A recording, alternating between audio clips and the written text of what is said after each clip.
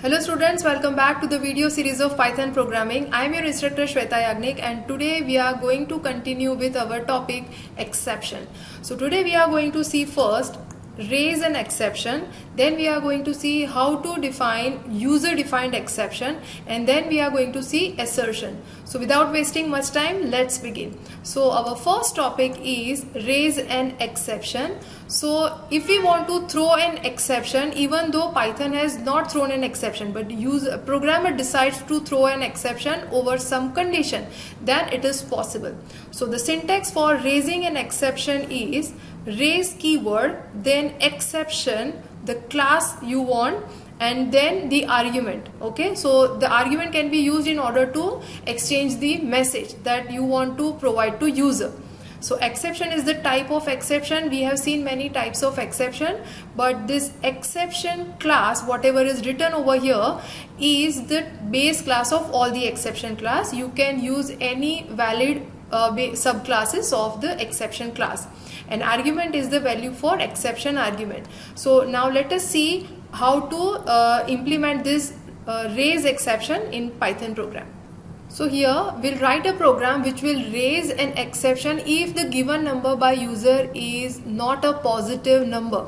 So we are going to ask to user to enter any number. So a is equal to integer input. I'm going to tell enter number, and of course that will be a string. So user will enter a number. I'm going to convert it into integer, and then if a is less than 0, in this case I'm to raise an exception. So I'm going to write over here raise, then value error, that is what the exception I want to generate, and within the argument I want to write the proper message so that user can understand what has happened. So a is not a positive number. Okay, and here I'm going to use format, and I want to pass the value of actually what user has entered. So if I execute it, and if I'm giving -1, so it is throwing an value error. This is not raised by Python, but this has been raised on the demand of programmer. So the programmer has raised this error. Now after raising an error, it is same as the normally generated exception. So if the system has generated exception, or either it is induced by programmer, both can be handled by try catch, because we don't want that our program should terminate upon the exception. So here we'll try to enclose the critical problem statements in our try and except block so that our program will not terminate. So now let us enclose it within try. So I am going to write this within try, and here once the things are caught within exception, then I'll write except, and that value error as e. So here e is an object of type value error class. So I'm going to write print e, okay, is generated over here. So now let us execute it. -1. So -1 is not a positive number, and my program is not terminated, so that I have handled the raised exception like a normal exception, as if it is generated by system. The next topic that we are going to see is user defined exception. Python allows programmer to define their own class of exception. Isn't it beautiful? So it allows us by creating the subclass of exception class, because exception class is a base class of all the kind of exception classes. But now we want to have our own class. Okay, we can give our own name and define different methods and variables into it. So this can be possible if we create a subclass of the base class exception. So this is what the syntax is. We need to define our own class. We can give any name of our choice, and the base class we should define as exception class. So directly or indirectly our class of exception needs to be the subclass of exception class, and we can generate any number of exception out of it. So let us see practically how to implement user defined exceptions. So let's define a class or of our own in order to generate exception. So here I am defining a class called not equal, and it should be the base, it should be the subclass of exception class, colon, and I'm not going to give any body for this particular class, that's why I'm going to write just pass. Now these are my variables, n1 equal to 10, and I'm going to define n2 equal to 20, and I'm going to make the equality check. Okay, so this is my try, because now I'm going to write some critical code for me. So try if n1 not equal to n2. This is what the check I want to make. Okay, if they are not equal to, then raise not equal. This is the class of the exception which is user defined. So that is what I am making. Just make sure that not equal to is the name of the class which I have defined, although the body is not defined, but yes, it is declared that it is a class and it is a base class. Its base class is exception class. So not equal, and else print, this is the normal thread of execution, so where I am going to write equal numbers. Okay, this is my message. Now once I have raised the error, I have to accept it. Okay, in exception I need to write the name of my class, that is not equal. Okay, and I'm going to handle it. So print, am I supposed to write over here print not equal number. Okay, I'm going to execute. Okay, not equal numbers. So if I want to have the argument, that is the message that I want to pass, even that I can write over here. So inside of this I can write not equal. This is the argument I can pass, and here I can accept it as E. So this E is an object, and here instead of writing this whole message I can simply print E. So whatever is the argument will be accepted as the object, and that object I am passing over here. So yes, I am getting the message not equal to.